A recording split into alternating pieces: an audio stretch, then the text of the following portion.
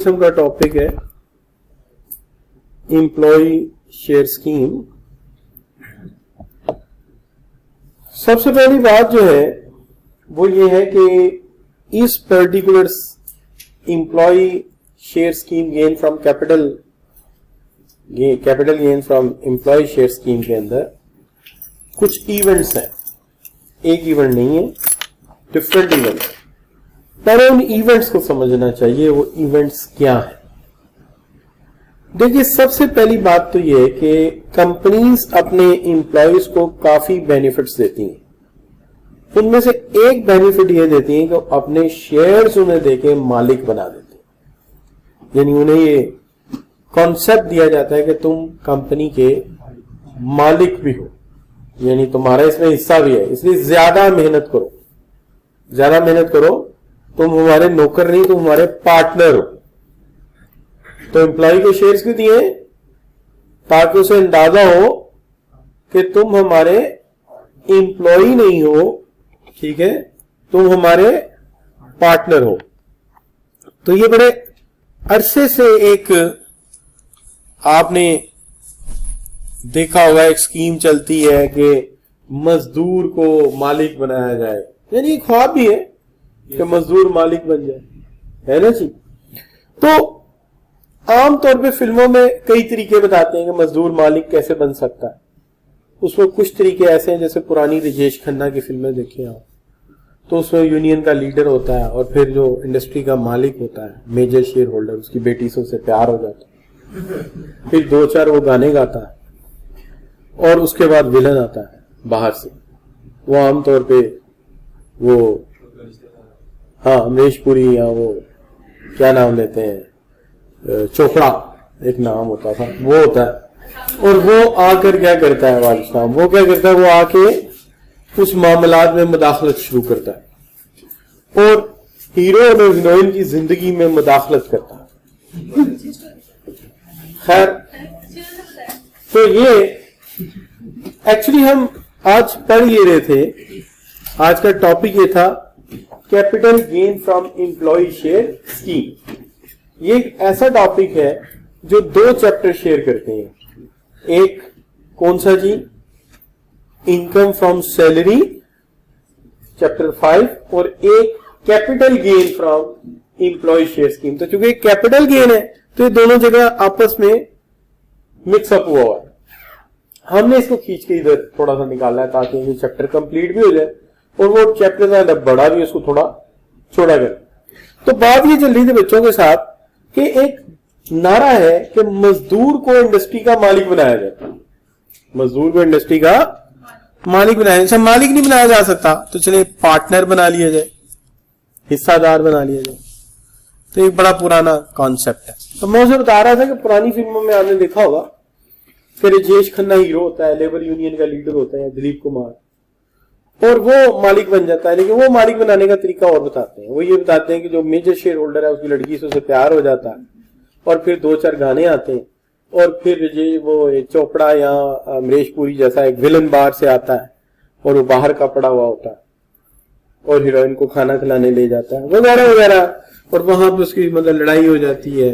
Hero थोड़ी देर के लिए डिसअपॉइंट होता है, फिर उसे इंकरेज करती है हीरोइन, और वो इस तरह की स्टोरीज अक्सर हमने बचपन में देखी। लेकिन ये वो वाली स्टोरी बिल्कुल नहीं। इस स्टोरी में जो एम्प्लॉय है उसको बकायदा तौर पे कंपनी के शेयर्स देकर मालिक बनाया जाता है या हिस्सेदार बनाया जाता है। तो जाहिर है मालिक की इतनी बेटियां हैं नहीं ना, क्या समझे? लिहाजा उसने कहा कि आसान तरीका ये कि बजाय गाने गाए इतने लंबे चौड़े मेरे चादर चार दीवारी में भी ये झांके, उससे अच्छा है कि मैं इनको वैसे शेयर्स दे दूं। लेकिन इसके अंदर कुछ इवेंट्स हैं। इवेंट्स क्या है? इवेंट्स ये हैं कि सबसे पहला इवेंट ये है कि आमतौर पे एम्प्लॉय के पास शेयर खरीदने के लिए पैसे भी नहीं होते। तो जाहिर है वो एम्प्लॉय है बेचारा, उसके पास कितने को पैसे होंगे, है ना। ये पिछले दिनों की बात है, नहीं ये बात मुझे नहीं बतानी चाहिए। अच्छा, तो मैं ये बात कर रहा हूं जी, हाँ यही बात है आपसे करने वाला था। बात ये थी कि एम्प्लॉय के पास इतने पैसे नहीं होते तो सबसे पहले उसे एक राइट बेच दिया जाता है। राइट, हक बेच दिया जाता है कि तुम्हें शेयर्स खरीदने का हक दे दिया गया। इसका मतलब है एक टोकन दे देना। ये टोकन ऐसे ही जैसे आपने देखा होगा कि दो शायद सबकी क्लास में बैठने को भी जगह नहीं होती, ये भरी हुई क्लास होती। अच्छा, बहुत कुछ बच्चे क्या करते हैं जब वो पीआरसी कर रहे होते हैं तो वो क्या करते हैं, वो पहले क्या करते हैं, वो आके कहते हैं कि प्री रजिस्ट्रेशन करा लेते हैं और वो 1000 2000 दे के एक सीट की एडवांस बुकिंग करा लेते हैं, उसका शोहियां मारते हैं। मैंने तो पहले ही ना एक सीट बुक करा ली, है ना। इसी तरह एम्प्लॉइज को भी क्या किया जाता है, 2 रुपए पर शेयर एवरेज होना 10 रुपीज भी होता है। बाद में जब कंपनी तरक्की करती तो मिलेट ट्रैक्टर का शेयर मैं 450 रुपए का इस वक्त, तो फिर वो 10 से चलता है, लेकिन जब कंपनी तरक्की करती है शेयर महंगा होता चला जाता। लिहाजा आप ये कह सकते हैं कि जो राइट है ना, यानी जो हक है आपका, आप इससे खरीद लेते हैं टोकन के तौर पे। कंपनी आपको एक टोकन दे देती है कि ये टोकन 2 रुपए में जेब में। अब ये मेरे पास क्या है, ये राइट है मेरा, अब मैं खरीद सकता हूं। सबसे पहले शेयर को खरीदने का हक मेरे पास। तो वो कहते हैं जी कि 3 माह बाद हम अनाउंस करेंगे, तो 3 माह बाद राइट प्रैक्टिस हो जाएगा, राइट एक्सरसाइज हो जाएगा। एक्सरसाइज होने का मतलब ये है कि वो कहते हैं हमारा शेयर जो है ना तुम्हें हम 52 रुपए का बेचेंगे। मार्केट में 52 का नहीं होगा, ये तो एम्प्लॉय स्कीम के तहत मिल रहा है आपको। मार्केट में तो यकीनन वो शेयर कितने का होगा, 90 रुपए का, 100 रुपए का। आपको 52 का मिला है, तो 2 रुपए आपसे पहले ले लिए थे, 50 रुपए आप लेके आपको शेयर का मालिक बना दिया जाएगा। अब आप क्या बन गए, पार्टनर। इसका मतलब 2 इवेंट है, पहले इवेंट में क्या मिला और दूसरे इवेंट में क्या मिला, एक्सरसाइज हुई राइट की, यानी आपको शेयर डिलीवर कर दिया गया।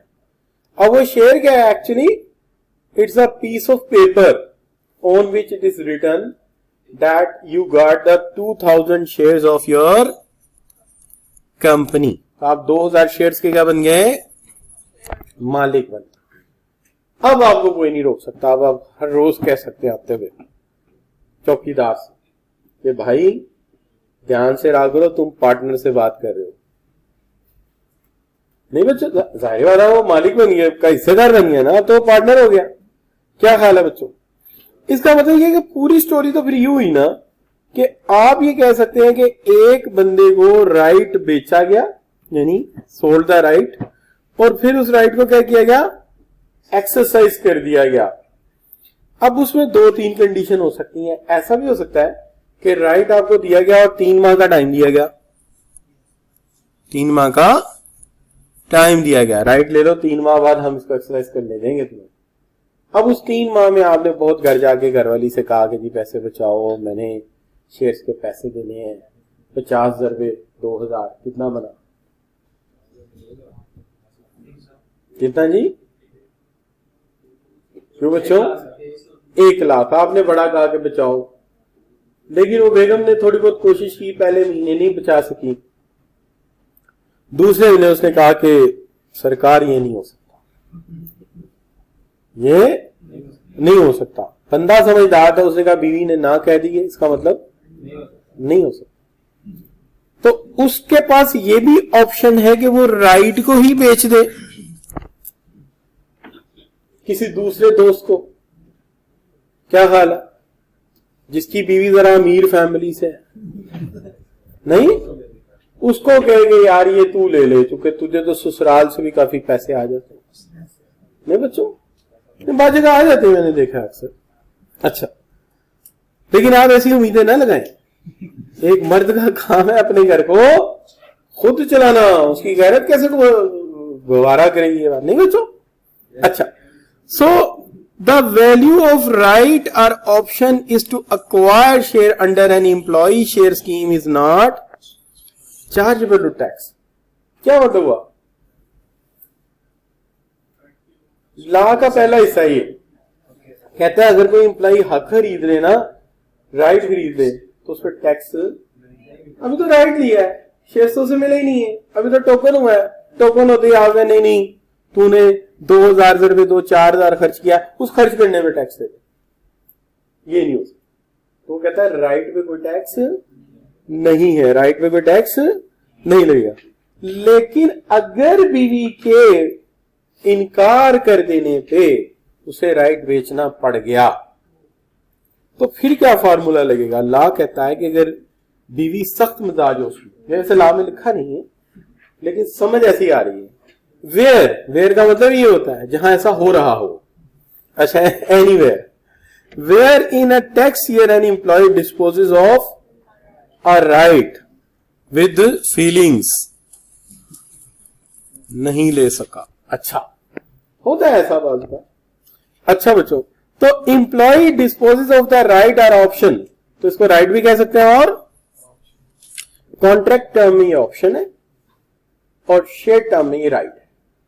Option to acquire share under an employ share scheme, the amount chargeable under the head of salary shall include the amount of any gain as calculated। अब जब राइट लिया था तब टैक्स नहीं लिया ना, लगा ही नहीं। लेकिन जब तुमने राइट बेचा, अब तो गेन किया है, तो अब उस गेन पे क्या लगेगा? अब उस पे टैक्स लगेगा।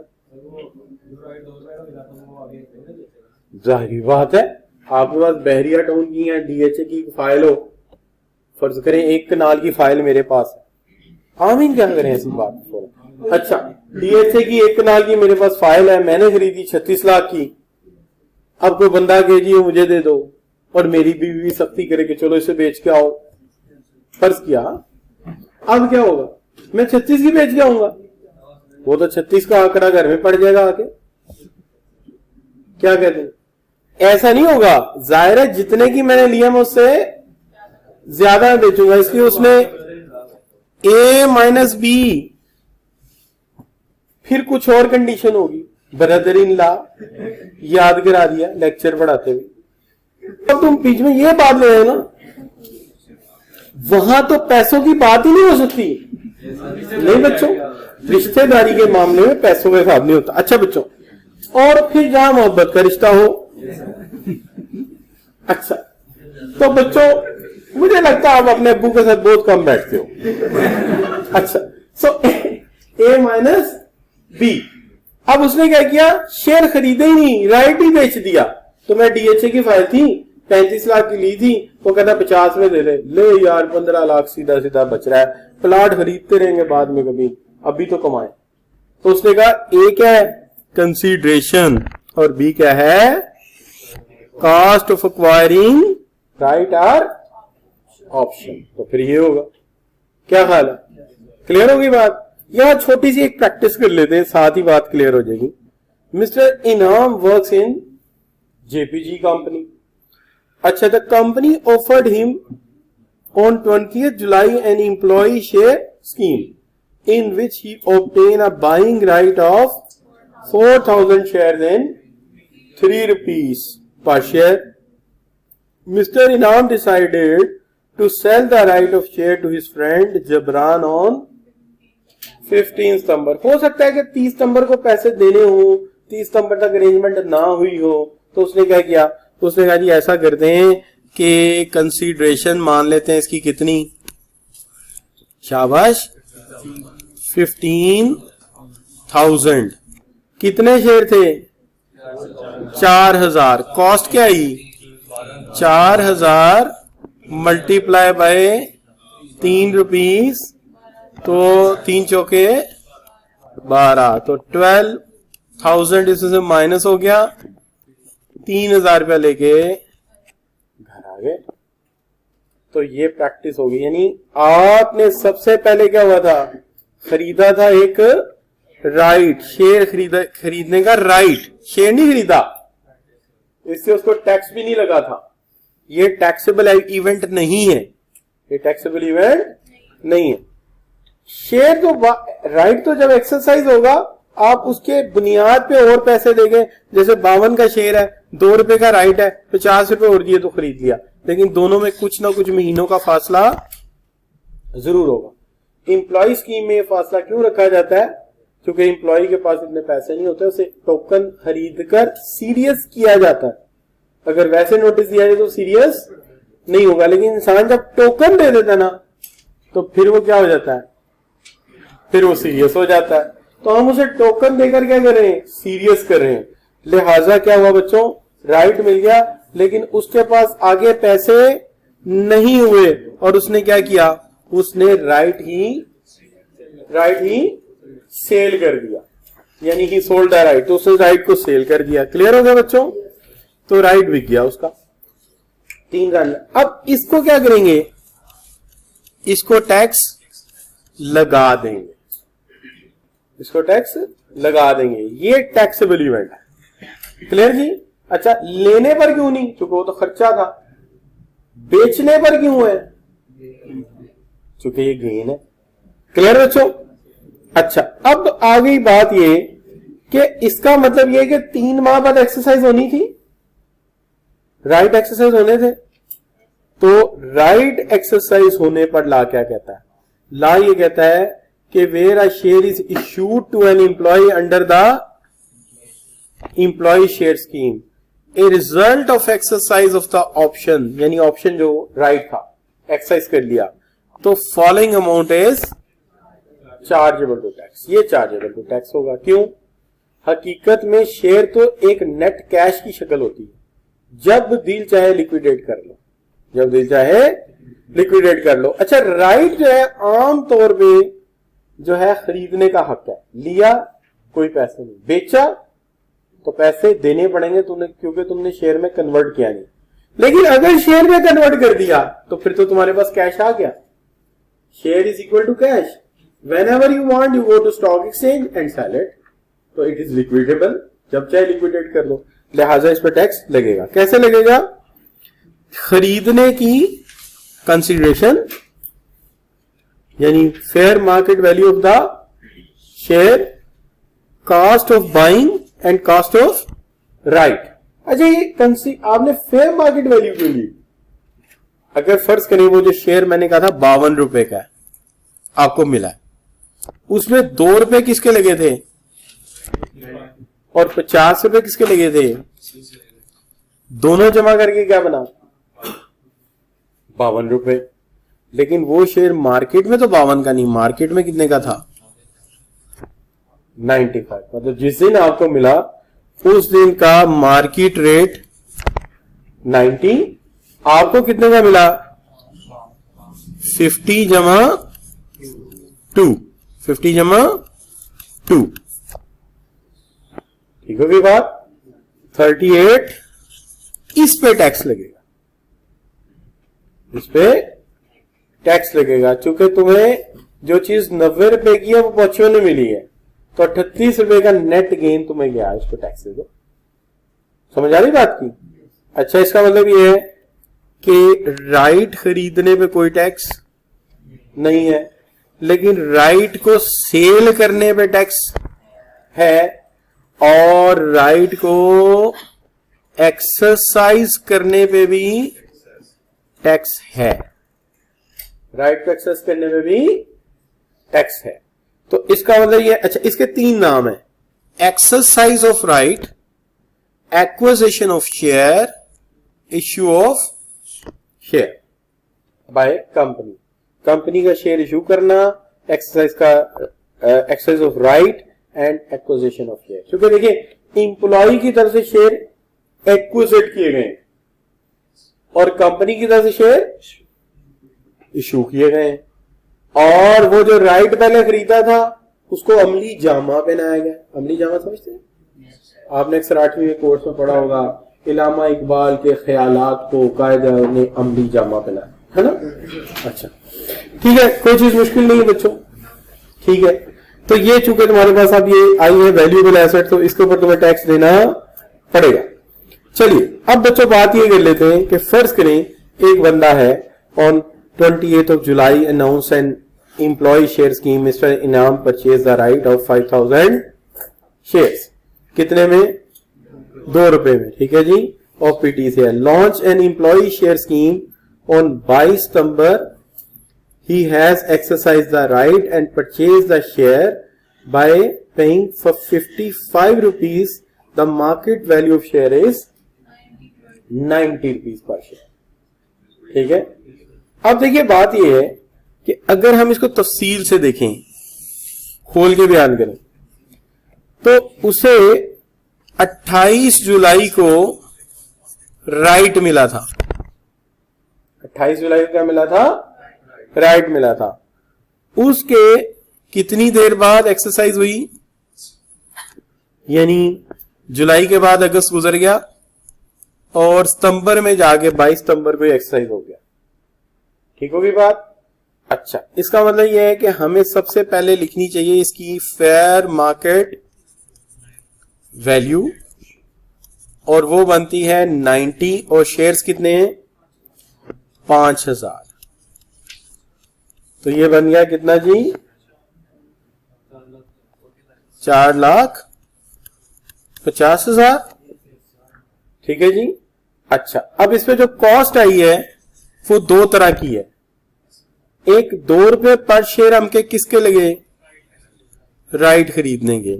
तो 5000 को 2 से जरब दी जाए तो ये कॉस्ट ऑफ राइट बन जाएगी. ठीक है. कितनी शाबाश बच्चों? 10,000 ये आ गया, ये माइनस होगा क्योंकि ये राइट है. यहां टैक्स बिल्कुल नहीं पड़ेगा जब उसने राइट खरीदा होगा. इसने राइट बेचा भी नहीं है, इसने तो एक्सरसाइज कर लिया. तो यकीनन इसकी बीवी कुछ ज्यादा अच्छी सेवर होगी, या हो सकता है साले से पैसे उधार भी ले लिए. ऐसा भी हो जाता कभी.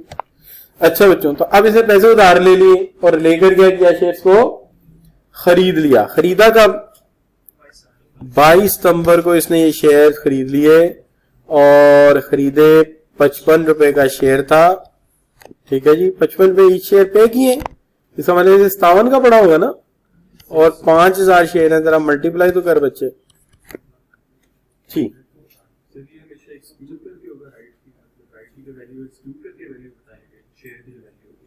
नहीं, जो आपका गेन है उसकी कॉस्ट निकल के गेन आएगा ना, तो उसे गेन पे टैक्स लेना है ना, पूरे शेयर पे टैक्स नहीं लेना. तो जो कॉस्ट आई कितनी आई बच्चों? 2,75,000. ये भी माइनस करना है. अब कितना बचा बच्चों? शाबाश.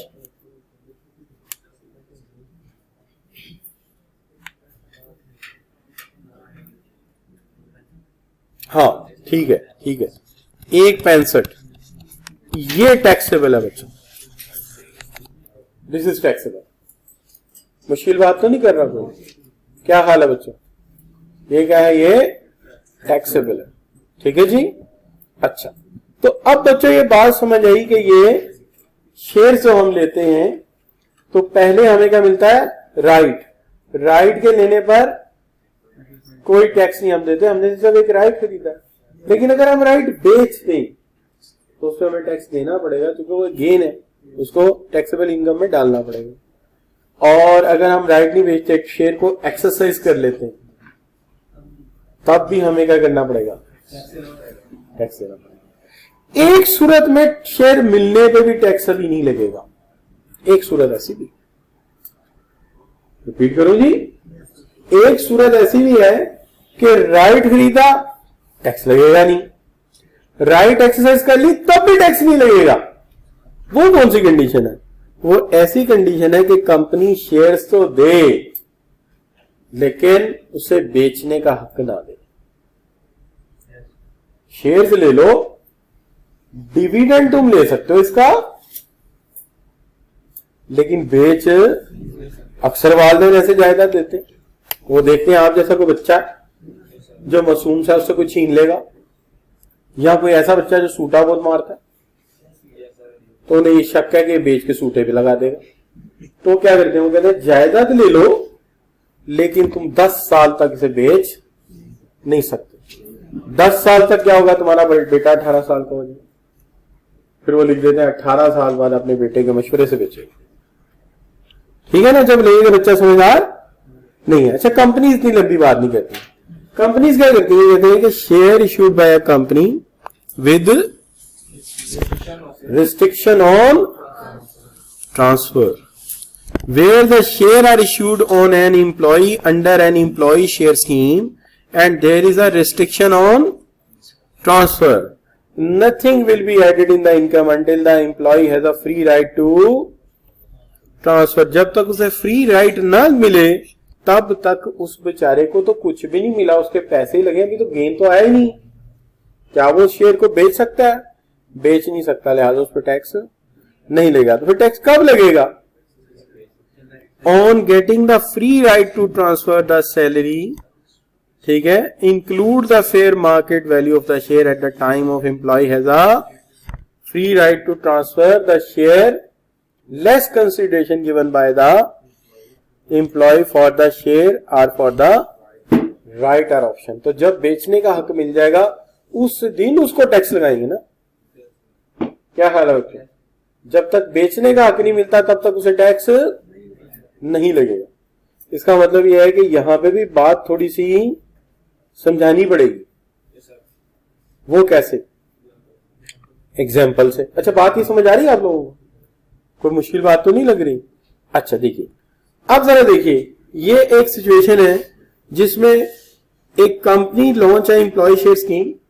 Mister Umar bought the right to purchase the share. कब? 25 जून 13 बाय पेइंग 5000। आगे बढ़ने बेच तो नहीं दिया राइट? नहीं, बेचे नहीं। क्यों? अगली लाइन में लिखा है ही exercise the right to purchase 3000 share. अच्छा, अमाउंट पहले नहीं बताई थी उसने। ऑन 31 अगस्त 2013 and exercise the price of rupees कितनी?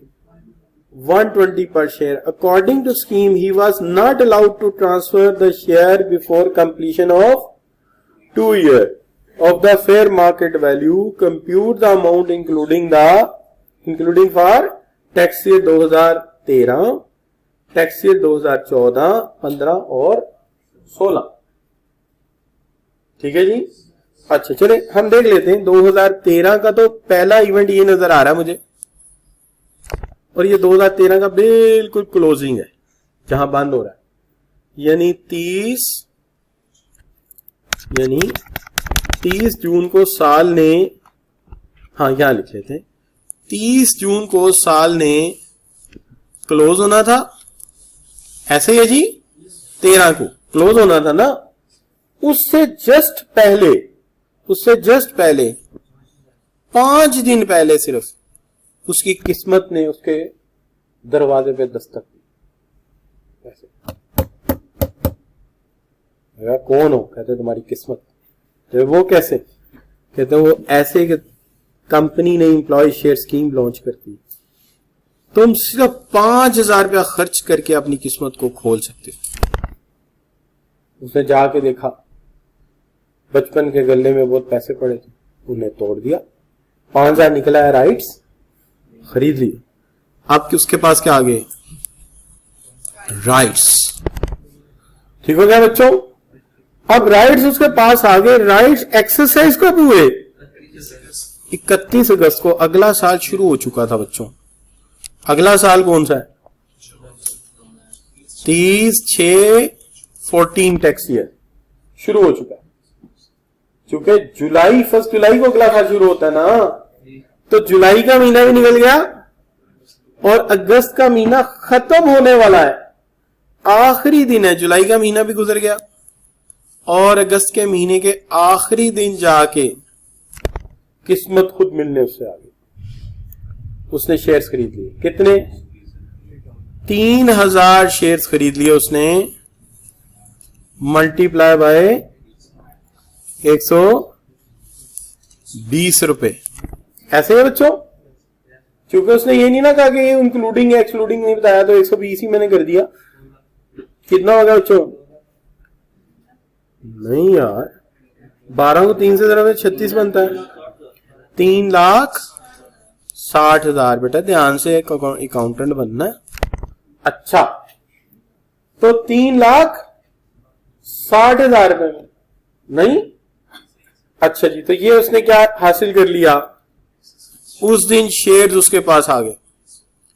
जब वो शेयर्स जेब में डाल के लहलहाने लगा तो एक दोस्त ने ताना मारा, और उसने कहा वो शेर ही क्या जो तू बेच ना सके। ये तो वो कच्चे आम है जिनका अचार ही नहीं बना अभी तक।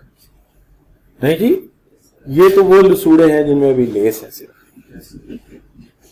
ये तो वो ओले हैं जिनमें मिठास नहीं। पहले इनका मुरब्बा तो बने।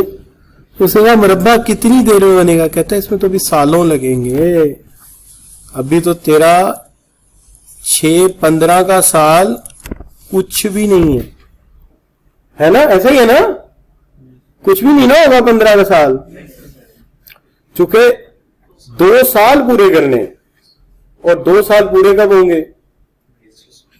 शाबाश, 15 निकल जाएगा। और जब शुरू होगा टैक्स ईयर 2016, ये शुरू होते ही ठंडी हवाएं चलना शुरू हो जाएंगी, जैसे कल शुरू हुई रात को।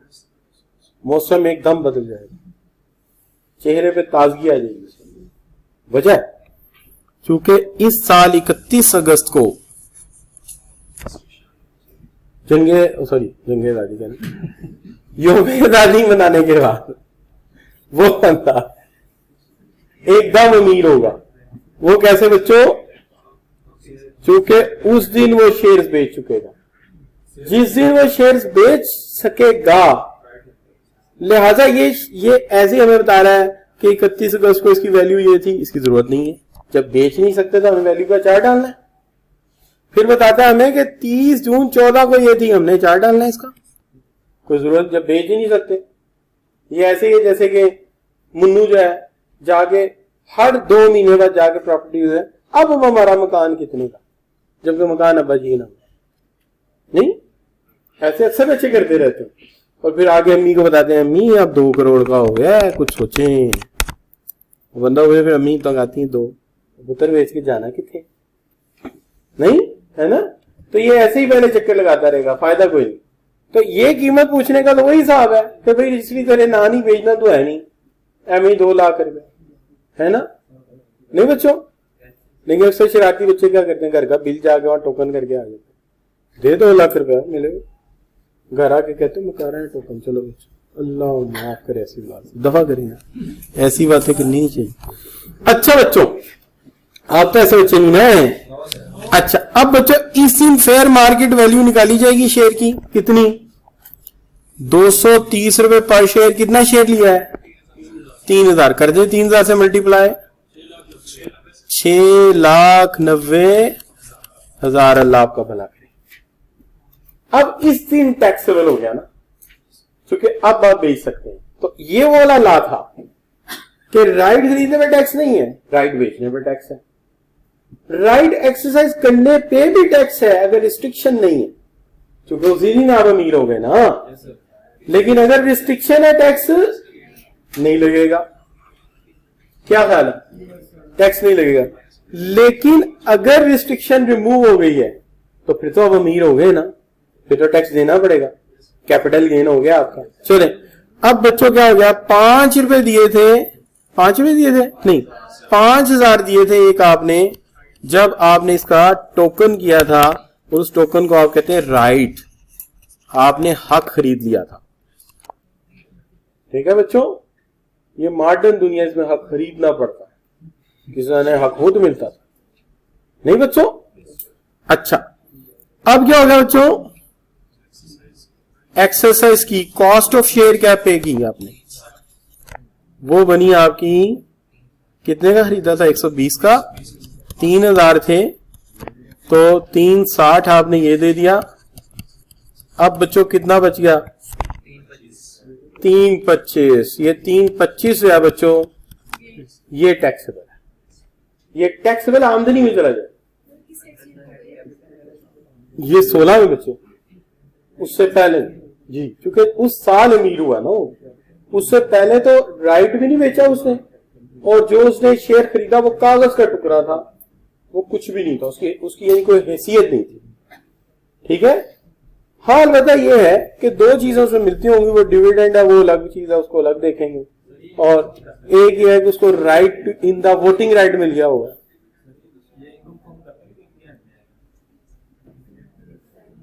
कैपिटल गेन के अंदर ये सवाल दिए हुए हैं, तो मैंने कहा जरा आपको करा देता हूं। सैलरी और कैपिटल गेन दोनों में मिक्स था, तो मैंने कहा चले यार इसको जरा थोड़ा सा इधर ले आते हैं। ठीक है जी। ऐड किस में होंगे? आपकी इनकम में ही होने हैं, ऐड तो इनकम में ही होने। लेकिन सवाल अक्सर अच्छा ये करा क्यों रहा हूं? करा इसलिए रहा हूं कि जब सवाल आता है तो वो शेयर्स जो आपने खरीदे प्राइवेट कंपनी के, पब्लिक कंपनी है, और साथ जो शेयर आपको सैलरी मिले वो इकट्ठा सवाल बना देता है। तो वो 2 सवाल हैं या 1 सवाल है आपकी एक्सरसाइज या क्वेश्चन बैंक में, तो मैंने कहा वो करा देता हूँ सवाल। ठीक है ना। अच्छा, तो ये हमारा हो गया जी डन। तो ये है, मैं मानता हूं कि जाएंगे किसमें? इनकम फ्रॉम सैलरी में जाएंगे, यानी इनकम फ्रॉम सैलरी में आएंगे। बट अगर सवाल आ गया कैपिटल गेन और इनकम फ्रॉम सैलरी का इकट्ठा, तो मैनेज तो कर लोगे ना। इसलिए आप समझिए कि मैंने एक टॉपिक इनकम फ्रॉम सैलरी का पहले करा दिया। किसका करा दिया है? सैलरी का एक टॉपिक मैंने पहले करा दिया। नो प्रॉब्लम बच्चों, मुश्किल बात तो नहीं कर रहा कोई। ठीक हो गई बात? इसमें तो कोई मसला नहीं है। क्या ख्याल है बच्चों? ठीक है, आएगा इनकम फ्रॉम सैलरी में ही, सैलरी से आया है, सैलरी में जाएगा। लेकिन अगर सवाल कैपिटल गेन का साथ मिल गया तो हम उन दोनों को मिला के, जैसे आपने कल सवाल सॉल्व किया तो income from salary, income from business, नीचे जाकर सबका टेस्ट इकट्ठा ही निकला था, वो करना पड़ेगा। उसलिए ये मैंने ये करा दिया। ठीक है, तो आप ये कह सकते हैं कि सर ने इनकम फ्रॉम सैलरी का एक टॉपिक ला के इधर करा दिया, तो दुख की बात तो नहीं, दुख की बात, तो परेशानी की बात तो नहीं है। यानी एक तरह से कैपिटल गेन का चैप्टर मुकम्मल हो गया था, तो मैंने कहा इनकम फ्रॉम सैलरी का एक टॉपिक करा के वो जो सवाल लगती है क्वेश्चन बैंक में वो करा दूं, इसलिए मैंने करा। अच्छा, बल्कि इसके नोट्स भी अगर आपने देखने हो ना तो इनकम फ्रॉम सैलरी में जाके देखना, आपको मिल जाएंगे। ठीक है, एक इस तरह का सवाल भी आपके सामने मैं रख देता हूं। ये सवाल है, ये मुकम्मल हो गया ना जी, ये तो डन है, पता लग गया कैसे लगता है इसके अंदर। हम चलते हैं आगे, एक सवाल ऐसा बनाते हैं, mister Qasim purchase a right of ₹8,000 कब? 12 मार्च को, लेकिन value of right on the date was, ये चीज वैलिड नहीं है। वजह, अगर तुझे राइट बेचा है तो ठीक है, अगर बेचा नहीं तो वैल्यू बताने की जरूरत नहीं है। जो चीज बेचनी उसकी वैल्यू पता भी हो तो क्या कर लेंगे। By buying the right he got right to buy 20,000 share on September 2013। उसने क्या किया जी? He sold the half of the right of the, कितने बेच दिए? 7,000 के बेच दिए। एंड ऑन जून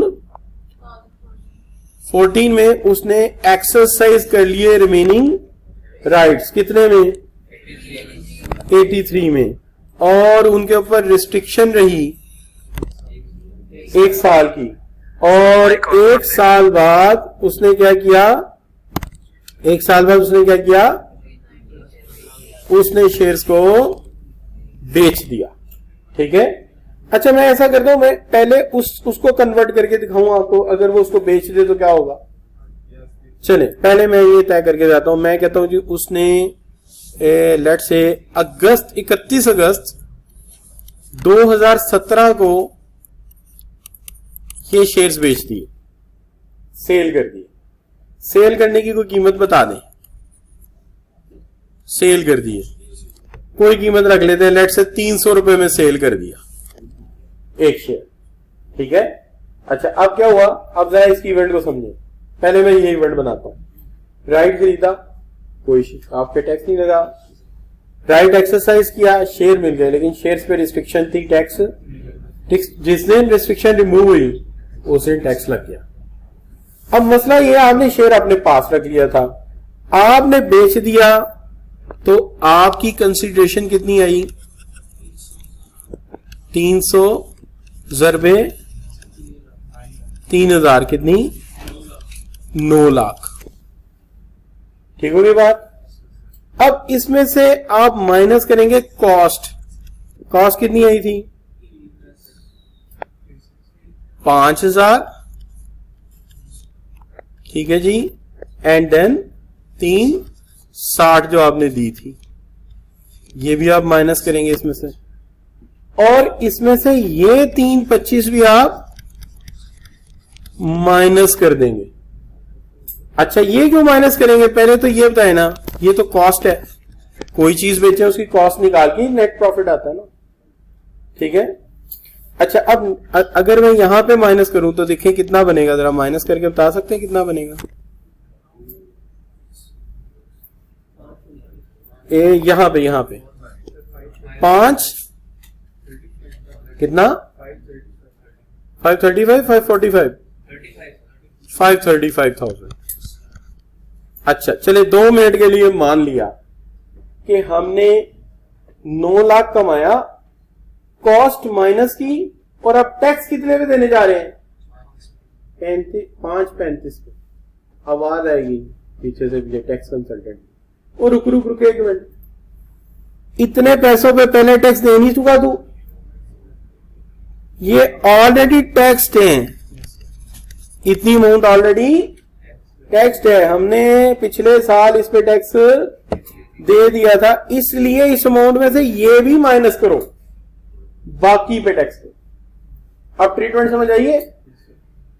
कॉस्ट क्यों माइनस की, कॉस्ट तो कॉस्ट है, कॉस्ट निकलेगी तो मुनाफा आएगा ना, तो मुनाफे पे टैक्स देना है, लेकिन मुनाफे पे एक दफा टैक्स दे चुका हूं पिछले साल, तो अब जो डिफरेंस अमाउंट है सिर्फ उस पर दूंगा, तो लिहाजा ये भी माइनस हो जाएगा। ये अब ये काट दूं ना, अब डायरेक्ट यहां आ जाए, ये मैं मिटा देता हूं, ये सिर्फ समझाने के लिए था आपको। 2,10,000 रुपए टैक्स देंगे। क्लियर लॉजिक जी, क्या ख्याल है? No problem. तो आज के इस लेक्चर में जो हमें बात समझ आई, वो क्या समझ आई है, जो हम गेन करेंगे उस पे क्या देंगे, टैक्स देंगे जब गेन करेंगे। तो अगर हमने कोई राइट खरीदा है तो अभी तो खरीदा है, बेच दिया तो टैक्स होगा क्योंकि गेन है। अच्छा अगर हमने एक्सरसाइज ही नहीं किया, राइट शेयर खरीदा, शेयर अपने नाम करवा लिया और वो रिस्ट्रिक्टेड नहीं है तो गेन है, टैक्स देंगे। रिस्ट्रिक्टेड है तो टैक्स नहीं देंगे, जब रिस्ट्रिक्शन खत्म होगी तब टैक्स देंगे। और उसके बाद एक दफा जब उसे सेल करेंगे तो टैक्सेबल होगा, लेकिन टैक्सेबल होगा उसका डिफरेंस, जो पहली टैक्स अमाउंट है वो उसमें से माइनस करेंगे क्योंकि उस पर टैक्स हम पहले दे चुके। क्लियर जी, नो प्रॉब्लम। इस टॉपिक को आज हम